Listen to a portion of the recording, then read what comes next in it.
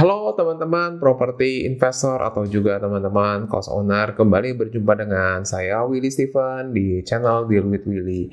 Ya, pada kesempatan kali ini saya mau bahas tentang perbandingan kos bulanan dan rumah kos harian. Ya, ini selalu ada perdebatan ya atau pembahasan juga mana sih yang lebih untung. Ya, kalau kita lihat ya sekilas ya kita sebenarnya tahu nih kayaknya mana yang lebih untung. Tapi sebelum benar-benar tahu nih ya kan, kita bahas dulu ya sampai video ini habis baru kita bisa ambil kesimpulannya.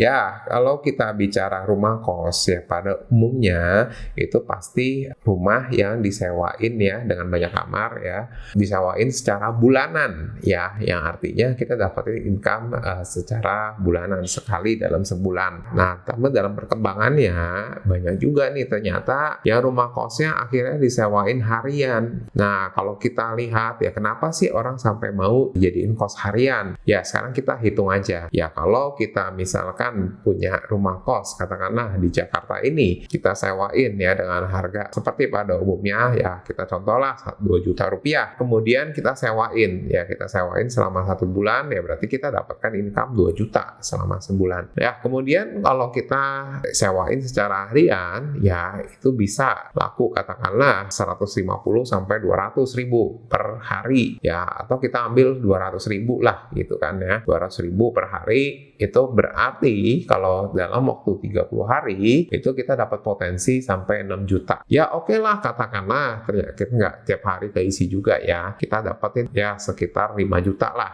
Nah ini merupakan potensi yang sangat besar karena tadinya kita cuma dapat 2 juta per kamar, kita dapat jadi 5 juta ya sebulannya. Nah kalau kita punya rumah kos itu ada 30 kamar, berarti tadi yang potensinya cuma 60 juta, berarti jadi 150 juta ya. Wow, gede banget kan? Ya, naiknya 150% ya, alias jadi 2,5 kali lipat. Ya, siapa yang nggak tergiur untuk jadiin kos harian? Tapi tunggu dulu, kita lihat dulu apakah benar-benar pasti menguntungkan. Sebelum kita bahas lebih detail lagi, ya kalian jangan lupa like dan subscribe dulu ya channel ini, kemudian juga aktifkan lonceng notifikasinya supaya kalian tidak ketinggalan video saya berikutnya. Dan yang paling penting juga kalau kalian merasa bermanfaat, jangan lupa share ke teman-teman supaya mereka juga tahu tentang informasi ini. Kembali lagi ya, sebelumnya perkenalkan dulu, saya Willy Steven dan saya berkecimpung di properti sejak tahun 2010. Ya, saya mulai melakukan dari jual beli properti sampai melakukan manajemen aset properti dari apartemen dan rumah kos.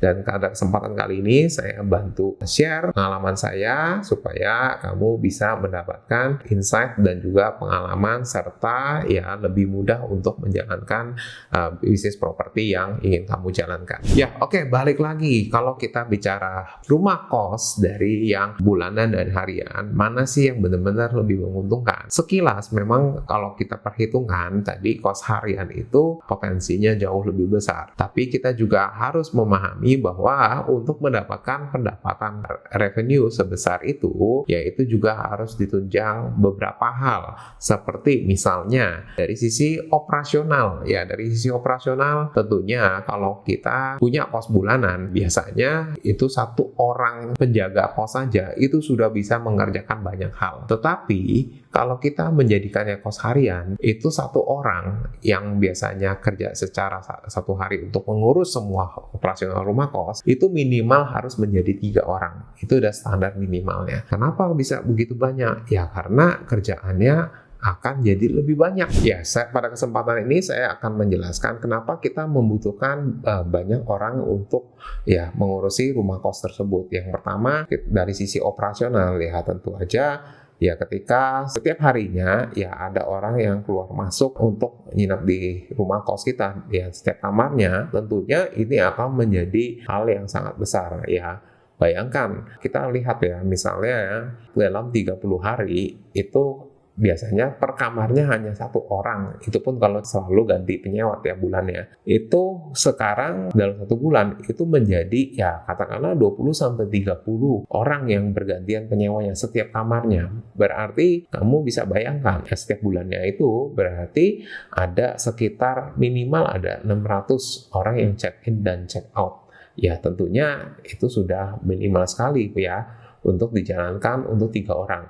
Ya kemudian dari sisi selain menerima dan memastikan tamu itu ya menjaga kebersihan dan keutuhan barang-barang, mereka juga harus menjalankan operasional yang sangat banyak, terutama dalam membersihkan kamar. Ya kemudian selain itu juga mereka harus memastikan kamar-kamar itu siap disewakan lagi di hari yang sama. Ya jadi kamu bisa bayangkan dalam 1 hari spray ranjang itu ya yang sudah bersih, kemudian itu besoknya sudah menjadi kotor dan harus dibersihkan lagi ya, dan seterusnya ya, itu menjadi load pekerjaan yang sangat tinggi sekali. Selain itu juga dari sisi lain ya, yang ketiga itu membutuhkan shift kerja yang lebih panjang juga. Jadi kalau misalnya ketika menjadi kos bulanan, biasanya orang masuk itu umumnya pasti jam-jam tertentu atau jam kerja atau pada jam aktivitas saja. Nah kalau untuk kos harian itu bukan tidak mungkin orang bisa masuknya memang di tengah malam, karena biasanya target marketnya memang orang-orang yang sedang dalam perjalanan. Jadi itu membutuhkan effort atau usaha yang lebih besar lagi.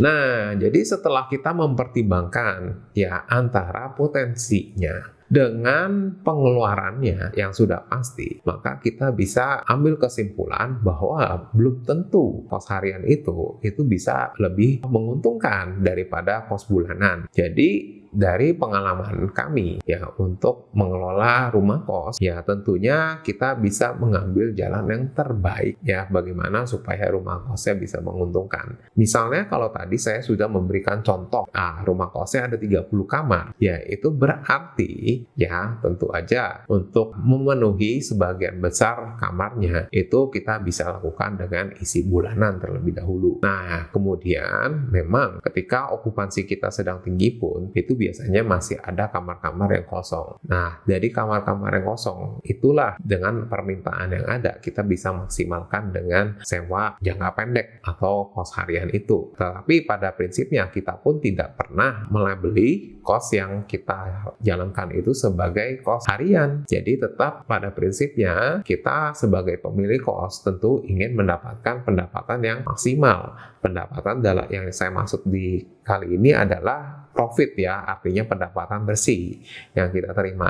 Karena semakin besar pun kita juga harus memikirkan faktor lain seperti ya misalnya selain pengeluaran fixed expense yang pasti ya, selain gaji dan listrik dan lain sebagainya ya, termasuk laundry yang naik itu ya, kita juga harus membayar pajak dari pendapatan yang meningkat juga. Nah tentu melibatkan orang yang lebih banyak lagi. Jadi kesimpulannya ya, kalau kita mau memaksimalkan penghasilan dari rumah kos sebagai pemilik kos tentunya ya, nah kita bisa tetap menjalankan kos secara bulanan terlebih dahulu. Kemudian dari kamar-kamar yang kosong ya itu bisa kita ambil permintaan untuk jangka pendek untuk memaksimalkan kamar-kamar yang kosong itu tanpa kita harus menambah jumlah pekerja secara langsung terlebih dahulu. Secara jangka panjang ya ini juga lebih menguntungkan karena perawatan kos secara bulanan ya tentunya akan dibantu oleh penghuni yang menempati kamar, di mana seluruhnya ya selama menyewa ya itu merupakan tanggung jawab dari penghuni. Sebaliknya kalau kita menjalankan kos harian, tentu saja semua perawatan tidak hanya di luar kamar, tetapi di dalam kamar pun itu merupakan tanggung jawab dari